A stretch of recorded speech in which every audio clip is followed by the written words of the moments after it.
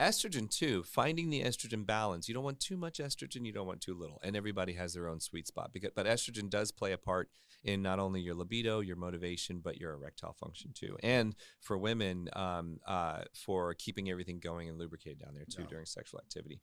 Oxytocin. The bonding Yeah, hormone. the love hormone. Oxytocin is a very interesting hormone. They call it the bonding hormone. There's several times in your lifespan where oxytocin peaks. Oxytocin is the hormone that's produced in the brain once a woman has their baby. Once the baby comes out, a flood of oxytocin comes in. That's where a lot of the hormonal bonding comes into play for your child. And that oxytocin goes down to the breast tissue to stimulate milk production too. Okay. You know, so that's it's an interesting pathway. But then there's also oxytocin that's flooded, you know, on your first date, you know, or like, you know, your first kiss and stuff like that. So like, and oxytocin is one of those things that they've been kind of speculating that it does fade, you know, as relationships get older, but there's ways to spark that back up again. You know, let's do something fun, you know, let's do something crazy.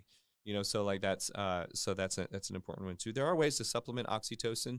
You know, not everybody needs it. It kind of depends, you know, how well it works. But I've prescribed it before. Dopamine, and so yeah, you're the dopamine like science the king. junkie, the dopamine junkie. But that's the reward. The reward neurotransmitter.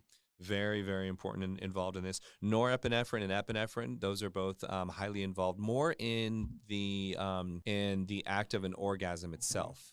You know, and that, I mean, I can geek out on that for 30 minutes, like just how the chemistry goes into play for how we have being in the sexual act, and then something changes to the point where you have an orgasm. For men, it's actually different than women.